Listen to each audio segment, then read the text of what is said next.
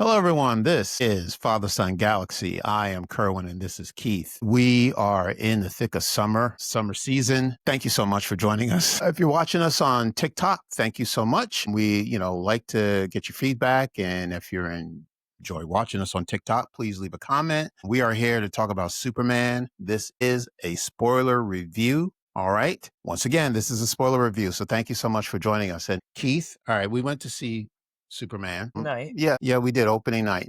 The thing about a Superman movie, all right, and this works for any Superman film that we've had in the past, any films that we may have in the future. If the chemistry between Clark Kent, Superman, and Lois Lane does not work, you don't have a Superman movie. It's just Pretty much. it is what it is, right? These two characters have to click. If you have two actors who work very well together in the scene, they're electrifying, and you can't take your eyes off of them, then that is half the battle. All right. You got a Superman movie. Now, what you have to do is provide a plot. You have to provide a good villain. All right. But Superman starts with Clark Kent, Lois Lane. All right. And Superman. Now, let's get into talking about Superman. David Cornsworth and Rachel Brosnahan are a match made in heaven.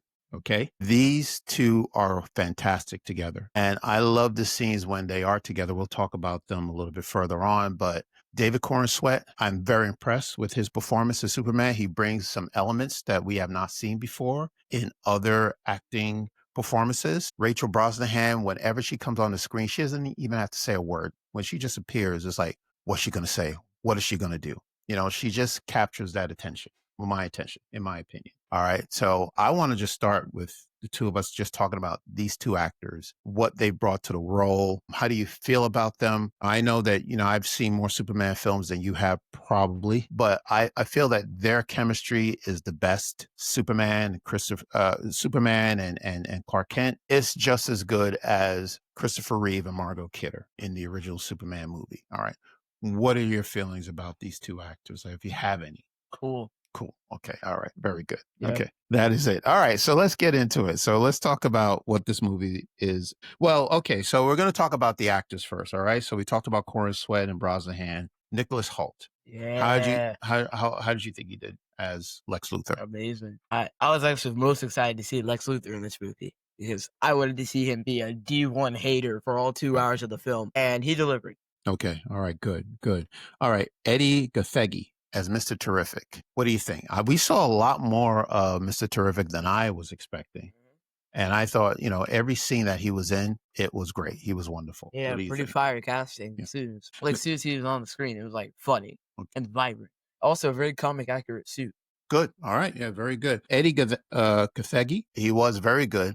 The only criticism I have is I don't know how they came about with the voice of Mr. Terrific. To me, it sounds a little like jive talking. And what I mean by that is, from, my experience with roles that I've seen come out of blaxploitation films in the 70s that, he kind of has this rough, like type of voice, which is not really to me a realistic voice that I would hear. You probably didn't pick up on it, but I did. It just annoyed me a little bit.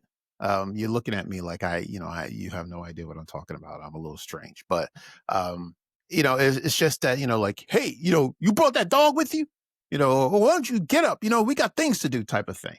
It just sounded a little off to me. That's all. All right. I don't know any black men who talk like that. So in the comics, he's a pretty serious guy. I thought he sounded like Andre Brower, like a very deadpan voice. But, I think the voice here kind of worked for me. It didn't really bother me or take me out of the film. Okay. All right. Okay. That's fine. All right. And then we had Nathan Fillion as Guy Gardner. Yeah. Yeah. Very good. Very funny. Funny. He's doing side quests at this point because he was in the Suicide Squad. Yes, he was. Okay. Yes. As a guy whose arms came off. Okay. All right. And then Isabella Merced. Do you remember what movie she was in prior to this? Dora. Was she in Dora? Okay. Who she was also in? What was that? Madam Web. There you go. All right. I was going for that. I hate that movie. Look, okay. We're just making fun. So she was playing Kendra Saunders, also known as Hawk Girl. That got really old really fast. Right. It's like the Screaming Goats from Love and Thunder. Yeah. Not as annoying as the Screaming Goats, but, just a little... Same vein. Yeah, I'm not sure why, she needed to call like that. Because she No. never does that in the comics. Okay. I mean, if she did, you couldn't hear it, but still, it's never been like a established thing that she does. Right. It was never a bubble thing where you saw her go. Oh yeah, and she kills people. Boy, yeah, we're She gonna talk. dropped the guy. Yeah, we're gonna talk about that. That was very interesting. Okay. And Crypto. I knew nothing about I knew Superman had a dog. Know nothing about what Crypto does, where he comes from. So this is pretty interesting. Do you know anything about Crypto, his origin story? He's Superman's dog. Yeah. He has the same powers as Superman. Yes. Pretty Okay. much all I know, man. All I knew too, but this was interesting. So Crypto made his first appearance in a Superboy story in Adventure Comics number 210, March of 1955. All right. Now, Kyle's father, Jor-El, as a test, before he sent his son into a rocket ship and, blasted that rocket ship to Earth, he wanted to test the rocket first, the rocket ship. So what he did was he put Crypto in the rocket ship and blast that off into space. And the idea was that it was going to head towards Earth. Okay. Before Kyle, got there. Now, what happened is his ship hit a meteorite and I guess it just veered off course and it just floated around in space for like 10 Earth years. So by the time Crypto got to Earth, Kal-El was already there. The irony. Yeah, that was pretty interesting. I didn't know that story. How did Crypto survive for 10 years in that spaceship? Well, 10 Earth years. That's a good question. Are years on Krypton and Earth different? Yes. I can't tell you what the differences are, but I know that, the time that Krypton's timeline seems to go much faster than it does on Earth. Because I forgot the line. This was something that was told in the original Superman movie where Jor-El, I remember Jor-El telling his son that, your number of Earth years equals so number of Earth years in Krypton, but I don't remember what they were. Like thousands of years, is equivalent to 10, 15 years on Earth. It's a big number. But anyway, okay. So you had a good question. Like, what did Crypto do for, 10 Earth years just floating around in space? I don't know. It sounds awful. Yeah, it sounds like a very long time. But I'm sure he had some, like some food and whatever, some nutrients. I hope. Anyway. All right. So I just wanted to say that. I thought that was a very interesting story. Okay. All right.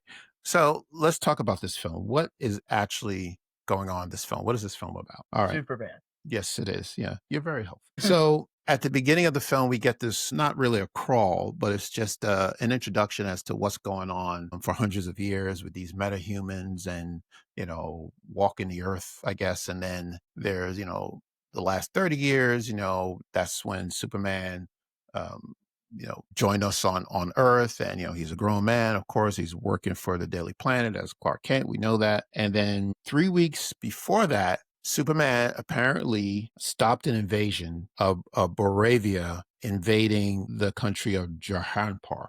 I wrote it down. Jahanpar. All right. So these two countries were at odds with each other. Boravia was looking to invade this other country, and Superman could see through that, but obviously the public couldn't because they had no proof, and he kind of got ratioed into oblivion. So Jahanpar.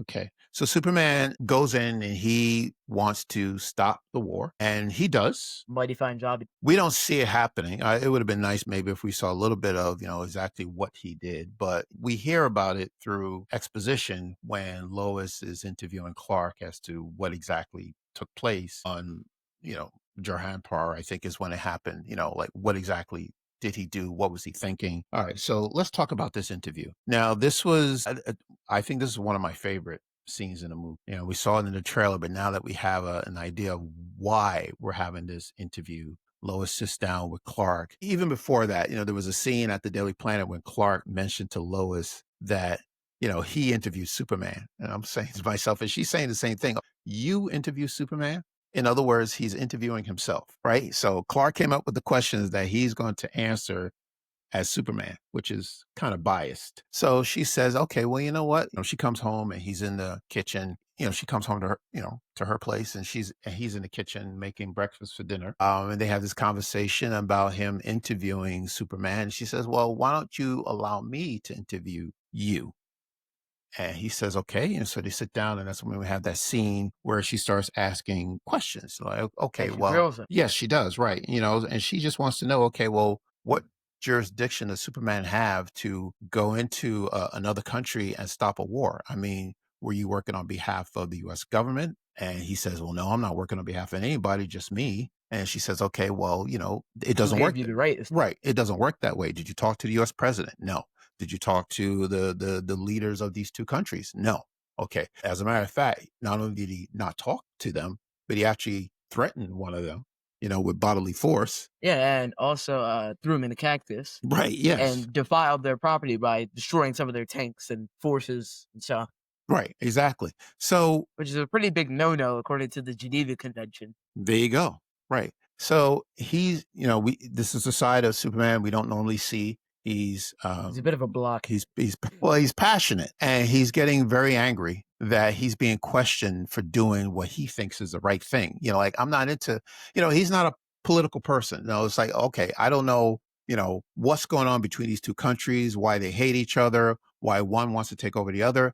I don't care about that. I just know that, people are being threatened, and I need to go in and do something and stop these people, from whatever plans they have to bring harm to the Jor-El. Yeah, pretty much. Right. Okay. And the thing that, he emphasized is that people are going to die. I'm not interested in the politics. People are going to die. And if I'm wrong for doing that, then, well, that's how it goes. Mm-hmm. Okay. So I thought that was a very, very good scene. And like I said, he was very passionate about what he wanted to say. And then, so let's talk a little bit about, let's talk about Lex Luthor, what his plans are. So apparently he's working with the U.S. government, and he's trying to pin, he's playing both sides. Well, he is playing both sides, but to me, it seems like he's just coming up with some type of excuse to put Superman in a position where he's actually breaking the law. So what the goal is to get an excuse to use his forces to contain Superman and then take credit for that, and then his biggest foe would be neutralized. So what he did was go to the U.S. government and try to sell them his, I don't know what it was called, the Raptors? The technology, the armored force. Yeah. Mm-hmm. And try to get them to use that to stop Superman, because he had been invading countries and stopping interpolitical things, Mm-hmm. Yeah, right. He's having a conversation with the Secretary of Defense and some other people at the table. Rick Flag or something. Right. And it's, why do you say that? Oh, okay. Do you know any history about Rick Flag? Creature Commandos. Okay. All right. I don't know much about Creature Commandos. Like, okay. So Luthor is coming at it as, this guy needs to be stopped. He's not working on behalf of, he's not working on behalf of the government. So he's unsanctioned. Yes. What are we going to do about it? And I'll tell you something about Nicholas Hoult, his performance. I need a few days to really let it sink in as to exactly what this character is doing. And I get it now. His character, he does a very good job of playing Lex Luthor as somebody who hates Superman. Yeah. Right. And I don't think I've ever seen that. I know there are other Lex Luthors out there. I know Gene Hackman. I know there was Michael Rosenbaum. I didn't watch Smallville. We got, Eisenberg, he was a Lex Luthor. Oh, right. But it wasn't even bald until like the end of the movie. Right. Yeah. But he was the first one, Nicholas Hoult's character, the one to really show how much he hates Superman. And the reason why he hates him so much is because he wants to be Superman, but he can't. He will never be Superman. He will never have his strength. He will never have his morals. Right. He will never have his morals, although maybe morals is not important to him. And he will never be as popular as Superman is. Yeah, he's a pretty bad guy. Yeah, he is loved throughout the entire world, Superman. And that, he hates that. And to me, he is on a revenge. This is all about revenge. And I'm, you're probably asking, well, what did Superman do to him? Simple enough. He's just being Superman makes him angry, makes him upset. So that is the reason why he is going after Superman so hard. It's funny. He's so upset that Superman's being a good person. Right. Yeah. He's like, I can't have that. Right. And then, when he's having this conversation with, Secretary of Defense, whatever, they don't refer to him as Superman. They call him the Kryptonian, which to me was a little offensive, because I'm thinking, okay, well, Kryptonian because, they have something against Kryptonians. The Kryptonian. Yeah, like this just seems very offensive. Like, okay, well, he's Superman. Why you call him the Kryptonian? As if, he doesn't deserve to be there, like on this earth. Like he should send him back to wherever he belongs. But planet is destroyed. Although they did actually defend him because they shut down Lex Luthor's Raptor core thing. Did the U.S. shut down his core thing? Yeah, they did not sanction his little force to stop Superman because it basically said the ends didn't justify the means, and Superman had basically done nothing wrong at that point. So Lex Luthor, a man who has so much money, billions of dollars, who is obsessed with hurting Superman, all the money that he earns, he's putting in just to figure out how he can destroy this man. All right. So Yeah, pretty much. right. So he has, his Lex Corps, his headquarters, and he's got, a team of people, technology scientists or whatever, or engineers who are actually creating kind of like a console of, ways to create robots, right? To destroy Superman. And it's like a video game. Like he's like these functions like F1, F2 or whatever, in Remember order that to one destroy. point where he said Ultraman beating Superman and Lex screaming, 1A, 1A. Right. Yeah. So in other words, so he's studied Superman so much that he has now created these robots that can actually counter his move. Like, not only that, he got his biggest weapon, Ultraman, who is basically Bizarro in everything but name and appearance. So he cloned Superman by getting one of his hairs, but Ultraman has a different hair color and hairstyle. Like his hair is like bigger and more curly, which doesn't really make sense because if you cloned it from a hair, they should have the same hairstyle. That's how cloning works. But I digress. He uses Ultraman as kind of like the anti-Superman because he's stronger than Superman, but also stupider. He has basically no brain power, so the only way to get him to fight is for Lex to use basically flashcards on him and just read them off to him. Yeah, he's brawn but no brains. Yeah, pretty much. And I was thinking about something. So what I like about this storyline about Superman going in and not having, any authority, or he's not getting any permission from any of the world leaders to go in and stop this war, kind of reminds me of the Sokovia Accords. Did that come to mind when you were watching this? Like, okay, well, it seems like the government is trying to figure out a way to put some controls in place to stop Superman from doing certain things. Did that come to mind when you were watching? No? Okay. Is there a difference, or did you noticeably, like, in terms of setup, it's different. Okay. The reason the Sokovia Accords happened is because the Avengers just, could not control the damage they were doing. Like, for whatever reason, they had the Hulk step out for regular fights, and he would just tear up the scenery, literally. Yeah. So they had to, put an end to that. And also, a city came out of the sky and like killed millions. To me, it seems like the same thing because, you had the Avengers going into Lagos, I believe it was, African nation, and there was destruction. There was also, I believe there were deaths involved. Yeah, because Wanda kind of misdirected Crossbones and blew up a building. Right. And then Ross stepped in and said, okay, you know what? We got to put you guys under control. And that's why the Sokovia Accords exist. It seems to me that they're doing something similar with Superman. Okay, well, we need to put some procedures in place for him. But really, that's where the similarities stop, I guess. But in this case, Luthor is doing it because this is personal to him. He's doing it out of the hatred of his heart. Exactly. That's it. So that's all that is. Okay. All right. I love it. Yeah, so Ultraman, you talked about Ultraman already. But let's talk about Luthor breaking into the Fortress of Solitude, how easy it was for him to get in there because of the So biometrics. Yeah. Superman's fortress basically has Face ID, so Ultraman could just walk through the doors and they open automatically, which is interesting. Yeah, I mean, it was just pretty easy for them to just walk in. Yeah, right. I think Superman would have more security. I guess not.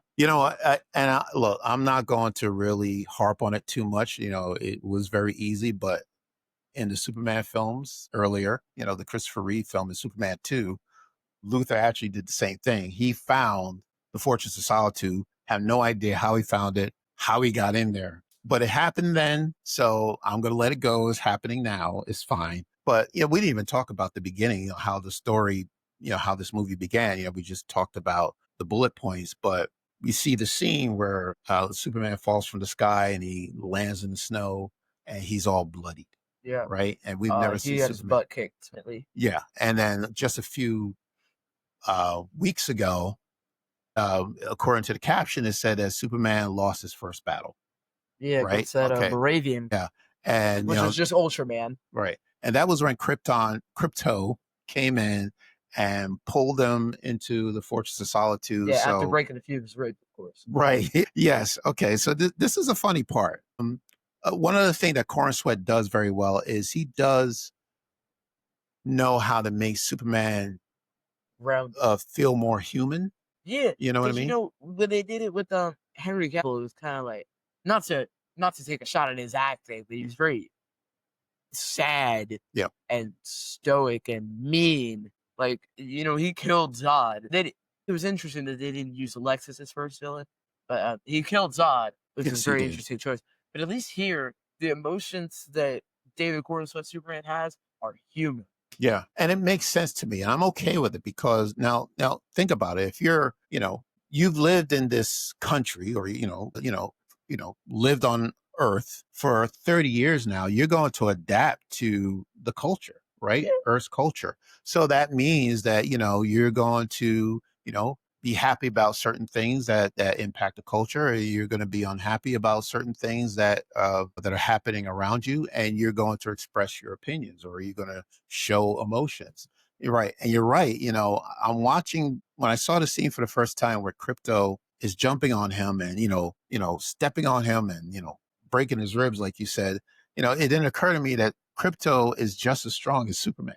Right? Yeah, they have the exact same powers. Exact same powers from the Yellow Sun. And, when they go into the fortress and, the robots, or, what do you call them?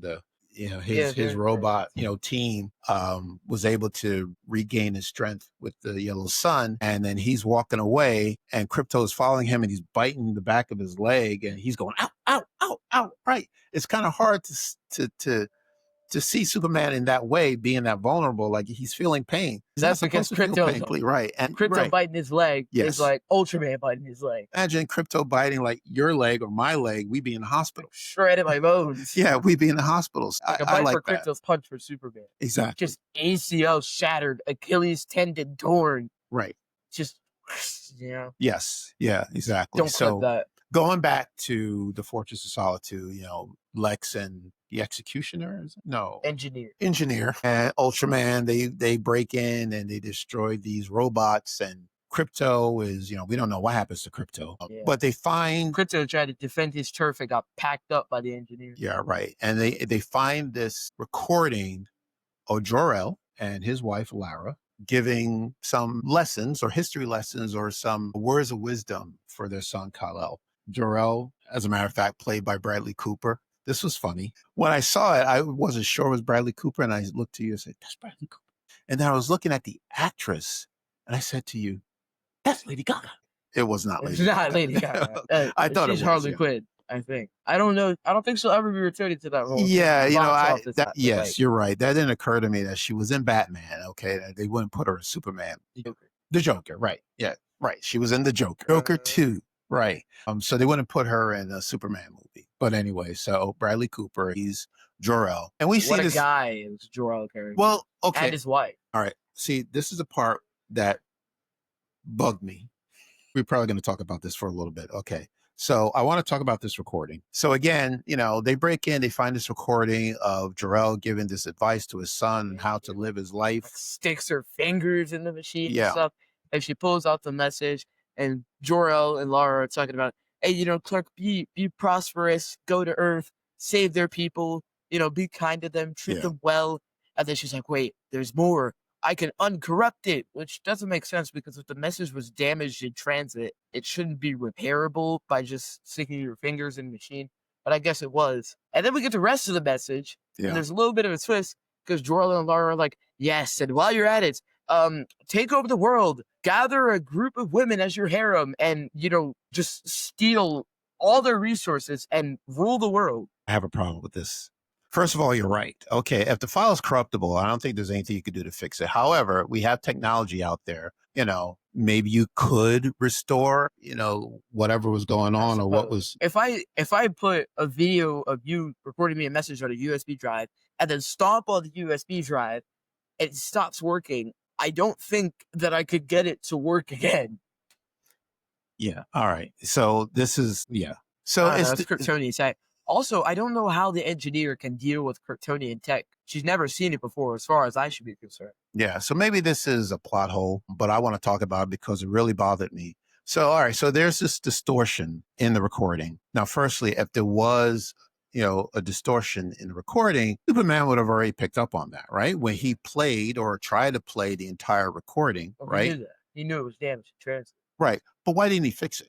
Well, Superman's not a tech expert. Well, no, look, Superman has been on this earth for 30 years. Yeah. Are you telling me that he was not interested in hearing the rest of that recording and he didn't attempt at all to try to get it restored or get it fixed? But like he said, he thought he knew what the rest of the message was going to be. First of all, it was a very interesting switch up that Jor-El and Lara were like talking about being kind to people of Earth for the first half, and then it cuts off exactly where they get to the evil part. But that doesn't bother me that much. What bothers me more is that it's just, I don't know how Lex decrypted that message. Like, the engineer should have no idea how to work with that kind of tech, Exactly. let alone broadcast such a thing. Because it's not like this is shot in an MP4 format. Yeah. Like, do they have an online converter for Krypton to MOV? Right. And was Luthor the only one who can encrypt this file, and remove the distortion? Why him? Okay. So this tells me I don't buy this at all. Okay. I think that what the film is trying to tell me is that this is legit. It was a confirmed recording. This is actually what Jor-El said to his son. Which surprised me, because in the comics and the movie I watched, the Christopher Reeve Superman, that did not happen. Exactly. So my thought process was, when I heard Mr. Terrific say, this message is, perfectly real, it's verified, I thought, so Lex has found some way to like cloak the signature and make it look perfectly real when it must not be.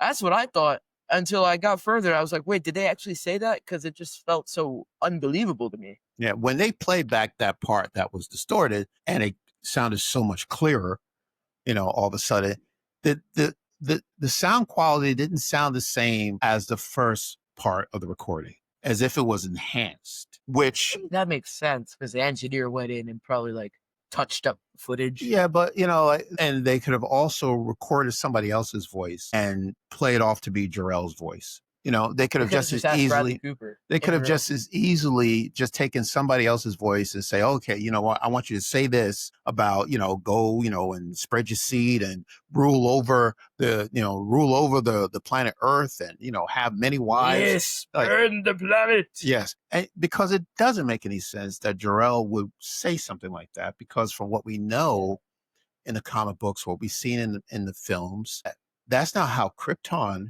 runs, right? Jor-El, one would think, right? Jor-El is not looking to rule or rule the planet of Krypton. He wasn't looking to have multiple wives. So why would he share that type of information? Jor-El himself, as far as we know, only had one wife, and she was in the recording. That's right. And the funny thing is, I don't remember her saying anything at all. Yeah, it was just Jor-El doing all the talking. So it looks doctored to me. Again, this movie is trying to tell me that, this is something that Jor-El actually said and it's been verified. Even the U.S. government has verified it. Yeah, okay. I didn't go for it. I'm not falling for this. It reminded me of No Way Home. Yeah. Like when the superhero was in a crowd and then an embarrassing message is unleashed that's obviously not true and not what they're there for, on a giant billboard, and everybody starts turning on them, and then they got to flee, and then they go seek counseling with their friends. Oh, wait, is this just No Way Home? What is? Are you joking? That was a joke, but the plot point I just described is pretty much the same thing that happened in No Way Home. You know what? Look, probably because I feel that James Gunn, of course, written, directed by James Gunn, took elements from different films, superhero films, and brought it here. So I wouldn't be surprised. I think if we, were to see it again, and like I said, part of what happened with Superman, being controlled and, not allowed or told not to go into any other country without any approval from the government, that reminded me of Civil War. You came up with a scene that reminded you of Far From Home. No Way Home. No Way Home? Because you remember, like, at the start of No Way Home, when Mysterio was like, Spider-Man's real name is Peter Parker. Right. And then he, like, ran and hid with his family. Yes. It's kind of what happened here, except Superman ran and hid with the Justice Gang. That's true. Stupid name, frankly. Oh, we're going to get to the Justice Gang. Okay. So, I'm gonna call them the Justice League. so now, okay, let's finish up this recording thing. So the recording is heard by everyone and is played for everyone to hear, of course. And the entire world is now hearing, what Jor-El really wants his son to do. Even Peacemaker got in on it. Right. Yeah. Right. There was a cameo from John Cena. And now, because we're so gullible, in this, age of social media that we read and believe everything we read. Basically, no one thought about the previous actions Superman had been doing for the country. Yes. There's like this new information trumps all his past actions. Exactly. Right. And they just turned on him. Somebody threw a can at him. Yeah. Right. Okay. Yeah. So now, of course, the public is angry, and which is what Jor-El, what Lex Luthor wanted, right? Because he wants the public, the court of public opinion, to be negative against Superman because he wants that love. He wants the public to love him. Luthor. So he wants to be cared for. Yeah. Loved. Even if he has to burn other people to get there. Exactly. So Superman has to retreat, and he goes back home to Smallville and spends time with his adopted parents. Meanwhile, but before that, didn't he kind of get kidnapped? Like he turned himself in. Then he yes, you're right. To the Shadow Zone. You're right. Okay. Whatever you call it. Yes, I have it written down. Pocket dimension. The pocket dimension. Okay. You're right. Okay, let's talk about that. So Superman does the right thing and he turns himself in because he believes now that, okay, what he did, invading this country and getting the U.S. involved, with these two countries. And, the U.S. probably didn't want anything to do with this war. But now that Superman, the error of his way. Yeah, now that Superman's involved, and that means the United States is involved. So he turns himself in. So he's walking away from, I guess from the courts or whatever. He's handcuffed. Yeah. He's got his hands behind his back. Which is interesting because we saw in Man of Steel that Superman can easily break out of handcuffs. Absolutely. So he's willingly being detained. Correct. Right. It's interesting that they thought that would keep him, considering the feats they've seen Superman pull off. Right. He's doing the right thing. All right. As, a citizen, U.S. citizen, or, citizen of United States. I guess he's a citizen by now. Who knows? He is a legalized citizen. Right. Definition. He's been in the country for most of his life. Yeah. Right. And Ultraman, for some reason, just slams his head into the pavement and roughs him up with the handcuffs on unnecessarily. For no reason. Right. For no particular reason. All right. So I thought that was interesting, brutality, because he can. And Superman has his hand behind his back and, even though he could have fought back, he chose not to. Exactly. Right. So what does the U.S. do? Do they, put Superman in prison? No. They extradite. They turn him over to Lex Luthor. Of course, right. The one guy who has the worst intentions for Superman. And the government's like, yeah, let's just put him into his hands, no legal ramifications or any sort of watch whatsoever. So naturally, Lex does what he thinks is best and throws this man into a pocket dimension. Yeah. And then uses Metamorpho to, make kryptonite for it. Yeah, a torture. Yeah. So and Metamorpho guy, he's being extorted to do this because this Lex has his son. Yeah. Remember, there's no due process, right? Exactly. No trials. Right. Exactly. Right. And I think Rick Flag kind of started yapping about it to explain why there was no due process. He was like, well, you waived your rights because you're not from the U.S. You're not even from Earth, so you have no rights to begin with. Very interesting. Which is interesting stance to take, but it is. I mean, it's so James Gunn is really, he's on the nose about a lot of things, and he's trying to make a statement, and it seems to be very clear that because Superman is not from this Earth, that he has no rights. He doesn't have the same rights as the Earthlings. It's literally an illegal alien. Right. Yeah. Literally. All right. So now he's in the hands of Lex Luthor. Okay. Let's talk about the Justice Gang. I got excited when I saw the Hall of Justice, right? Because it looks just like the Hall of Justice. Yes. From the animated show, from the comic books, it looks great from the outside. Yeah. Then we get inside, and it looks nothing like I would expect it to look. Like, I don't know what you thought of it, but it looked to me like a resort. I wasn't really paying attention. Yeah, it got to me because it was so colorful. Like, I was excited. We've seen the Hall of Justice inside the interior of the Hall of Justice in the comic books and the animated series. So I was looking to see, like, it's all computerized and you got these big monitors and, you got tech people working for them and, they're typing things up and you got cameras, like, I didn't see any of that. Okay. What? I didn't see any of that inside the hall. Did I miss something? No. Okay. Well, don't you think that this Hall of Justice should have something where it looks like people are getting work done? It's kind of the Justice Game's base. I mean, Okay. It just it's looked not like Starbucks. okay. It looked like a resort. The colors I think was like yellow and orange, and then they're sitting Like on a these bronze. maybe, and they're sitting on these couches, and they're just sitting up, and like Supergirl, Hawk Girl has her feet up on the chair, and she's reading the newspaper, and Guy Gardner's just running off at the mouth, and I remember when Guy Lois Gardner came, doesn't know when to shut up. right, and I know Lois came to visit them. It just didn't look like anything I would expect to see inside the Hall of Justice. You know Okay. about it. So anyway, Lois goes to see the Justice Gang. So for Yes. getting Superman out of this pocket dimension, and they're all like, "Nah," except Mr. Terrific, who seems to actually care. And he's like, "Yeah, I'm doing this just to make Guy Gardner upset." And he takes this T vehicle. I don't even know what it's called. Yeah, This it's a little cool like looking spaceship spaceship. thing, Yeah. and they go to this little beach. I think it's in Baravia that they went to, where the pocket dimension is. Yeah, that's a good question. I don't Yeah. know if it was in Baravia or the other country. And then Mr. Terrific just starts using his T spheres and stuff. That And was then we awesome. get that, that Guardian shot of Yondu with the arrow? Yes. It wasn't like that, but it was in a similar vein of photography. Yes. Like just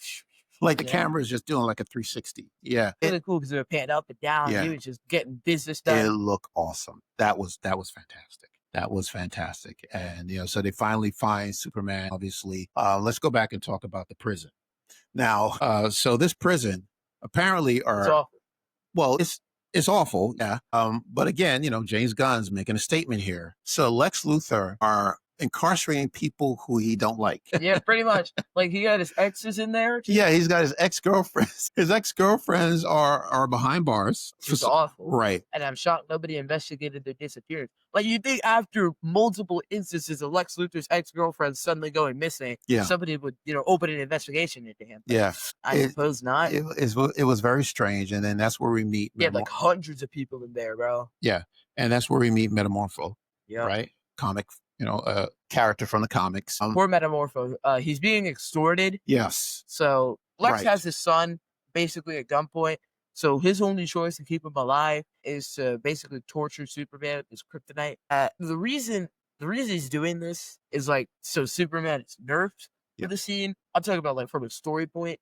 Because if there was no kryptonite, Superman would break out as he actually does. Now, when you mean nerf, what do you mean by that? It's so dampen his powers. So right. Okay. Yeah. Go ahead. So eventually Superman gives Rex a little motivational speech and he gets rid of the kryptonite and Superman still looks ugly. And the reason why is because in this universe, the kryptonite doesn't weaken him. It actively starts to poison and kill him. So he needs yellow sun to regenerate. So Metamorpho just kind of generates a sun, which has infinite possibilities for the world of electrical heating and cooling. Could you imagine how many energy grids Metamorpho could create and fill with that kind of power? I'm shocked he's not on the run for the U.S. government because they would absolutely extort his powers for that. But anyway, he lets Superman regenerate. Surprisingly, that guy who has Joey in the other cell just doesn't seem to notice. Yeah. Even though these other two are just snitching, bang on the walls talking about, hey, he's doing something illegal. So anyway, Superman breaks out, saves Metamorpho's son, and they escape, and then get chased down. Okay, all right. So here we go. Now I don't want people to think that I didn't like this movie. I liked it, but I did have I did have some things that I was not happy about or had some questions about. So here's another one. Okay, so here you already said this, but this is the setup. So Metamorpho is in prison along with his son, but what they did was they separated the two. Which is smart. Well, yeah, it's smart for Luthor so he can, use Metamorpho. Yeah. Right. Yeah. But I'm just thinking in terms of how cruel it is to separate a parent from a child. Absolutely. Right. Especially to have them so close to each other, yet so far away. Right. Can't even have a conversation with his kid. Yes, exactly. So, so whenever he needs something from Metamorpho and Metamorpho doesn't want to do it, he just, waves his kid around okay, well, hey, you want to see his son again? Type of thing. And Lex is not afraid to kill people.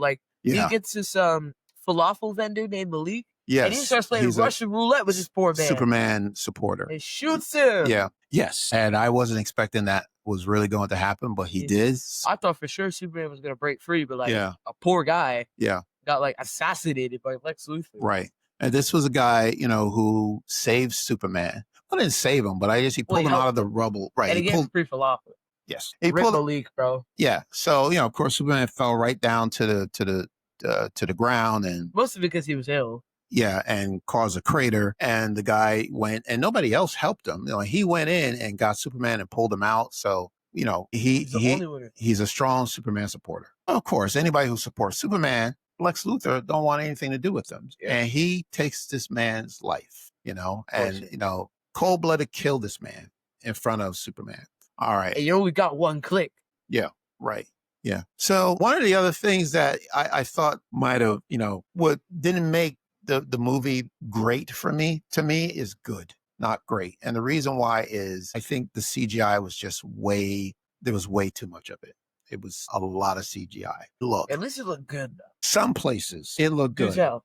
I really can't remember the scene, but there are a couple of times where you could see that Superman was just completely computer generated. When he's fighting, I don't know if it was the monster, or if he was the time when he was fighting the robots. I don't remember, but there was a scene where, like, my goodness, this is like, okay, the actor is not here. This is all computer generated. I understand that you have to use CGI for him to fly. I mean, there's no other way you could do that. He's not going to be pulled on a string like they did 40 years ago. But I just think it just had way too much CGI. Like, it had enough CGI for about 2 movies. Yeah. See, I know the way you're looking at me, but yeah, it's just you had the monster, and then you had these robots, and then you had Ultraman, and then you had this river of, I don't know, black, whatever it is. Yeah, I think the first time river was kind of odd. Yeah, like, I don't know if the CGI looked that good in that scene. yeah. Especially when Superman was almost getting, like, drowned. But other than that, I said CGI was pretty good. Okay.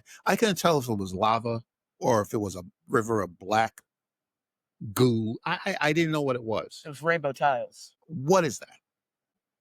Okay. So you see, it's a pocket dimension, but it's very unstable. Yeah. So, like, that Proton River is supposed to kill people in seconds, but Superman is, Superman. So he survived for a few good minutes. Interesting. Okay. Even saved the baby. Yes, he did. Yeah. He did save the baby. So so it turns out then that Superman gets out, obviously, with the help of Mr. Terrific and Lois. Yeah, who decided to just stick around Yeah. for some reason. And they're standing right at the exit as these crystals obviously keep coming in and almost blocking the exit. Right. So you would think they would have had the sense to get closer to the portal, but And then explain this to me if you have an explanation for it. This black hole is now spreading and is heading towards Metropolis and is getting ready to split the city in two. it's not really a black. It's like a rip.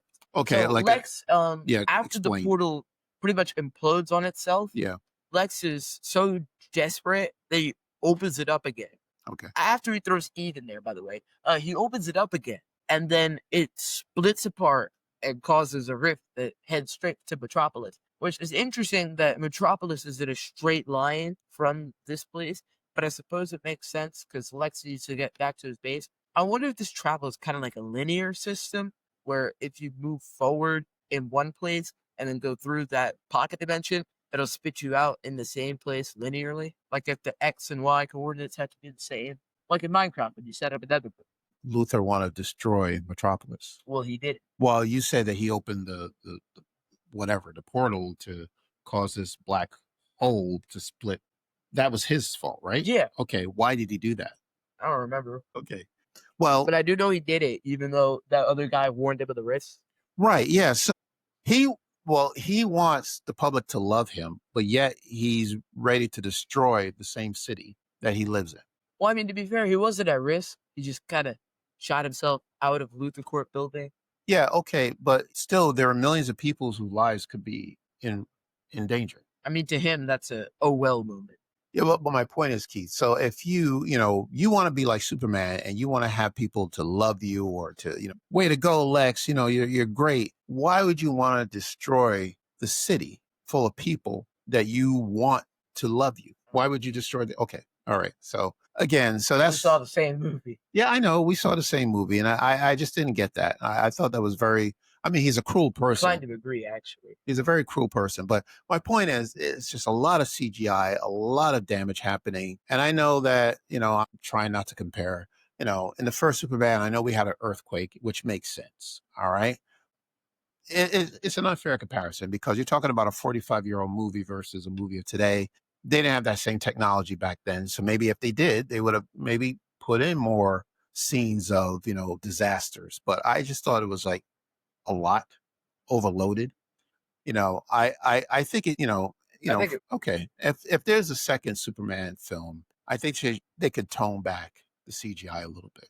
I think it's kind of a fair point. Yeah. Like, I mean, Superman flies, so naturally there's got to be a lot of CGI involved. Which is great. And his enemies can fly. Yes. And his enemies are pretty powerful people, so naturally they unleash a lot of major forces. Yes. So I assume that's where all that CGI came from. Yeah, absolutely. Again, like the giant monster, I know is probably comic book accurate. We don't really need it for film. It could still be a comic book film without that monster. Like, yeah. So Lex Luthor. So he basically goes, "Ooh, bah," and then slug, giant monster thing, that other Bravian guy. That's pretty much what he does. It's just like, Right. Speaking of that Bravian guy. Okay, so we're getting towards the end now. So now the Justice Gang and Superman, they're now working together and trying to save the city, right? Yeah. Because they're gonna, it's gonna be split in two. But unfortunately, they kind of got to divide their forces.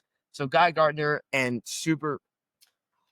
Hot Girl, they go off to Jor-El. Yes. And Mr. Terrific and Superman and Crypto are fighting on home turf in Metropolis. Right. Yeah. And Hawk Girl, finds the leader of Moravia. It's a caricature of, somebody with a, European accent, I guess. It's like a massive joke of Yeah. a political leader. It's like a satire. Right. You're right. And she picks him up. I guess she finds him at his in his office. So he's going to the bunker. Yeah. And then he starts waving off the concerns like, "Oh yeah, we don't have to worry about that. It's not like Hot Girl's gonna fly through my window, pick me up." Right. And then Hot Girl flies through his window and picks him up. Right. And she picks him up and he's like, "You wouldn't kill me. You're like Superman." And she's like, "Actually, that's where you're wrong. I'm not like Superman." And she drops him. She drops this man. I know that, he's evil, but did she have jurisdiction to kill a world leader? No, so she's probably gonna get put through the ringer like that. Speaking of which, I'm pretty sure that's also a big no-no in the Geneva Convention. I haven't read it personally, but I'm pretty sure they would not be fans of, an unsanctioned force killing another world leader. Right, and it happened. And you know what's going to happen? Nothing. That's going to get swept under the rug. Yeah. I mean, he was an evil guy, and they're probably just going to wipe that away. Yeah, legally speaking, the law doesn't really care if you're evil. You get the same rights until you're legally proven to be evil. And in that case, there was no trial. So you would think Hot Girl would be charged. Yeah. Well, it's not. I guess not. She could just reincarnate, honestly. Yeah. Yeah. It's, I guess, as the audience, we're thinking, oh, well, he deserved to die. But, okay, that's not the way things work. Maybe in the comics, yes. That's not how laws work. Yeah, but again, you're not making a comic book. This is a film. So I wasn't a big fan of that scene. Right. Eve Teschmacher. Let's talk about Miss Teschmacher. Miss Teschmacher? Yes, Miss Teschmacher. So, she comes off as, just this socialite, I guess, you remember Madison from She-Hulk? Yes. Like her. Yeah, constantly taking selfies. Right. Yes, and a little bit clueless. And taking well, we think she's clueless, but not really. Like, she actually knows what she's doing. So she takes these selfies, but she's actually kind of collecting evidence, and she sends it to Jimmy Olsen, and he uses it to basically publish an expose on Lex Luthor and all his illegal dealings, and he has proof so people will believe his claims. Now, the only thing I don't know is, was that intentional of her to take these selfies of things that Luthor is a part of to frame him? Or she just so happened to realize, okay, well, all these thousands of pictures that I took, oh, look, wow, I didn't notice that. Wow. And then she just, wait until a moment where, Lex was, mean to her and, he didn't treat her very well. He threw pencils at her. Yeah. For some reason. Well, not only did he scream at her, he was angry. Make his cronies pick up the pencil cases. Yes, he right. Over. He dropped over the coffee cups with the pencils in it. Yeah. And then he started throwing them at his girlfriend. I'm like, dude, calm down. Exactly. Right. So, so that was the last straw for her. And then she took these photos and she sent them to Jimmy Olsen. Apparently she has a thing for Jimmy Olsen. And Jimmy started celebrating. Yeah, right. And then unfortunately, Ultraman kind of dragged her out of the closet. Yeah. It's embarrassing though. Cause she's in the closet on her phone talking loudly, she's not even whispering. Yeah. She's like, hey, Jimmy, can we go on a date? I'll send you the pictures. And the Ultraman's like, get out. And he kind of just. What I like about this is very cool. I think it's honoring the original Superman movie, with Christopher Reeve, because Eve Teschmacher does the same thing.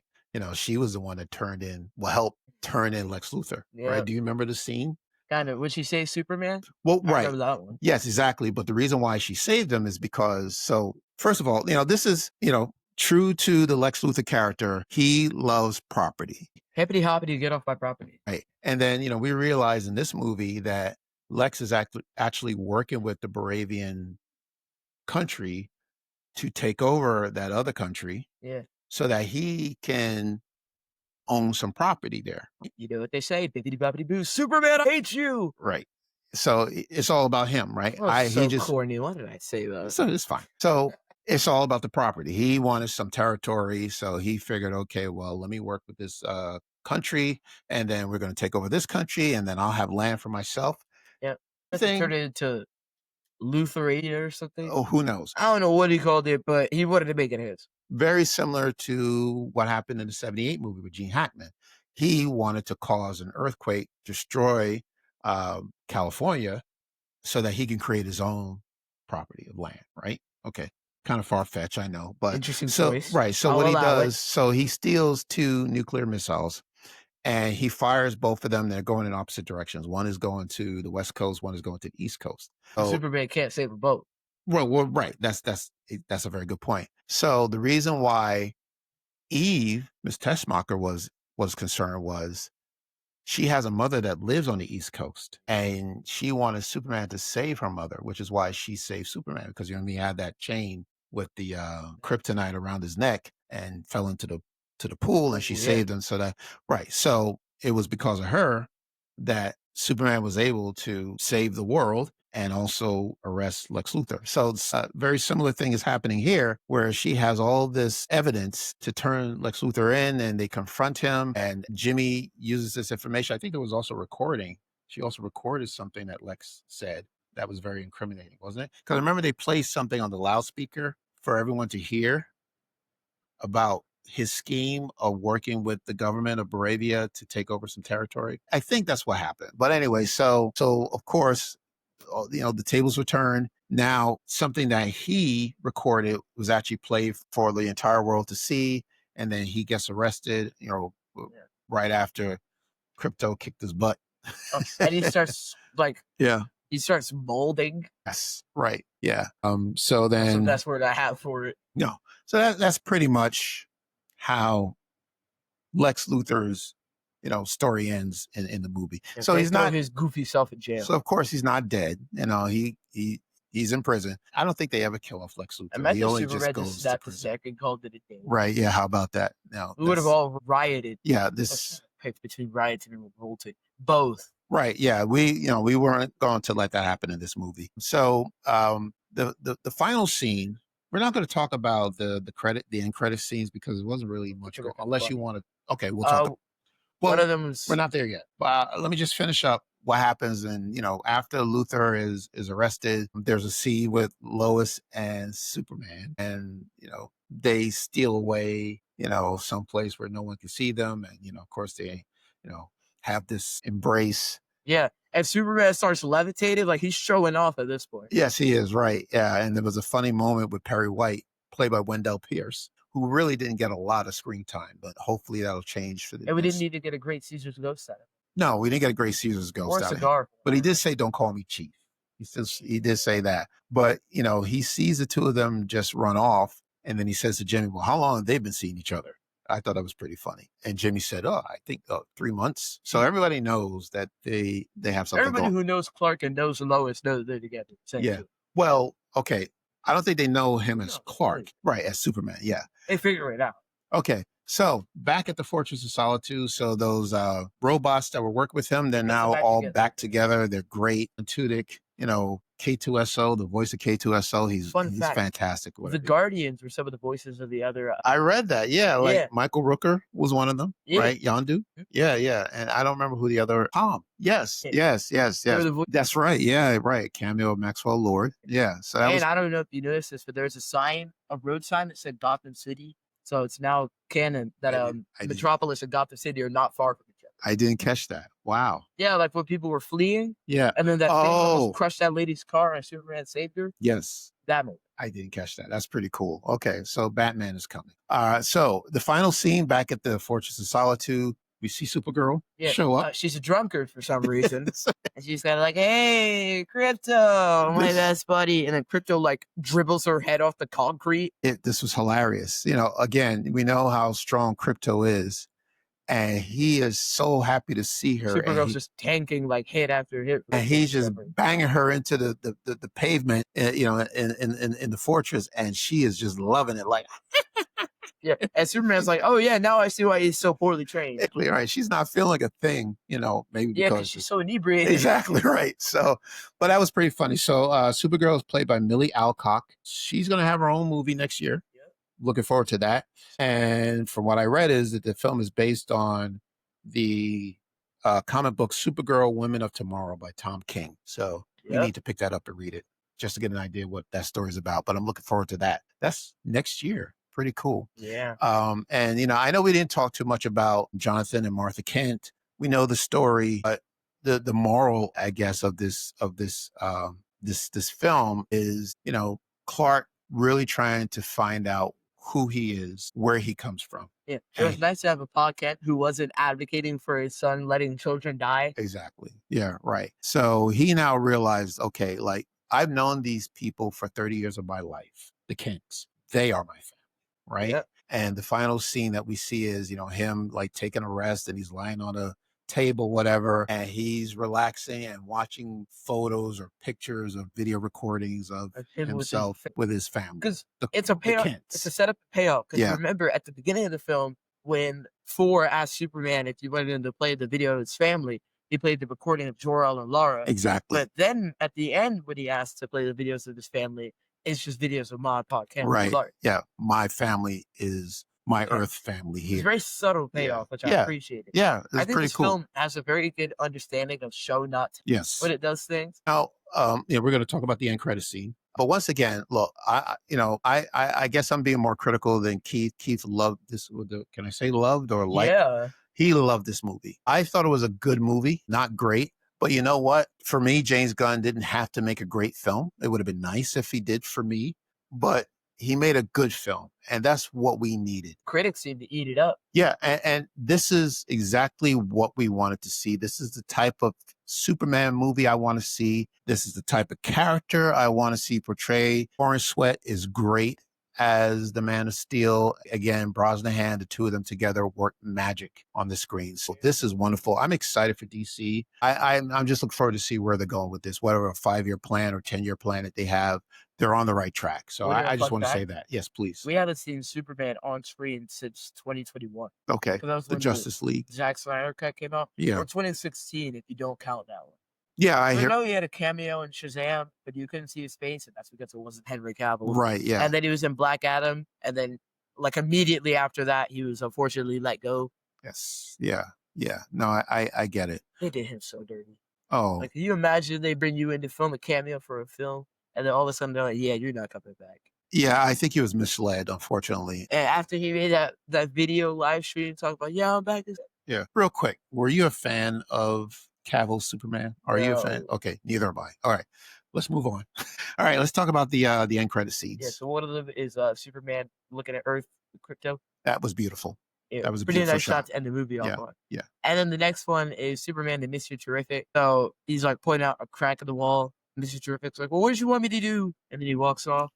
That was it. I thought it was funny. Yeah, my dad was not so amused. Well, I mean, it didn't really give me anything. So apparently they're looking at this crack in the wall, you know, because I guess. Mr. Terrific kind of had to do his Lego brick building. Yeah, repair. Let's Yeah. get together. And Superman, you know, he's the perfectionist. He noticed a crack in the wall, and you know, he's. Oh, is that right? Who noticed the crack in the wall Superman. first? Okay, right. So he noticed a crack in the wall, and he brings it to Mr. Terrific's attention, and Terrific like, well, what do you want me to do? Like, you know, hey, you know, like, and then, you know, he's upset. Superman is upset because he made Mr. Terrific upset, and then Terrific walks away. You know, it was fine, but Funny, haha. not really necessary. Well, I think that's it. That is it. That is our spoiler review. And can I say one more thing? I know I did talk about, you know, the CGI. There was too much CGI. Besides my favorite CGI moment, although I think there was too much of it, is when he used his lasers, his eyes as lasers, and he shot them out and spun around and started killing all those robots. Well, You he remember didn't that? kill them. Like, we saw them But moving. okay, Like, a few of them started moving. but they fell and to then the it went ground. But they're in, like, pretty armored suits. Okay. So they're not dead. Okay. Yeah. But what it was cool what he did. Like he just like shot his laser and he spun around and he started knocking them out one by one. And they're falling to the And Crypto ground. was catching bodies. Yeah. Like, did you see him just tearing up those raptors? Yeah. Yeah. What a guy. Okay. So that again, I'm really glad for the direction that Superman is going in. I would take this any day over what we've seen before, but this is great. I'm excited for Superman. I have not been this excited for Superman since the Christopher Reeve Superman 1 and 2. So you want me to be honest with you? I still have not seen the third movie. I've tried. I can't get past the first 10 minutes of that. Seen the fourth one? I have seen the fourth one, and I never want to see it again. Could you imagine watching The Phantom Menace, Attack of the Clones, and then A New Hope? Yeah. But Keith, you did not see the fourth one, right? Right. Okay. So you don't know what I've seen. So Nobody knows the troubles you've seen. right. Exactly. So wait till you see what I'm talking about. Now, 2 was actually very, very good. At one point, I actually liked Superman 2 better than the first Superman, but now all these years it's the original for me.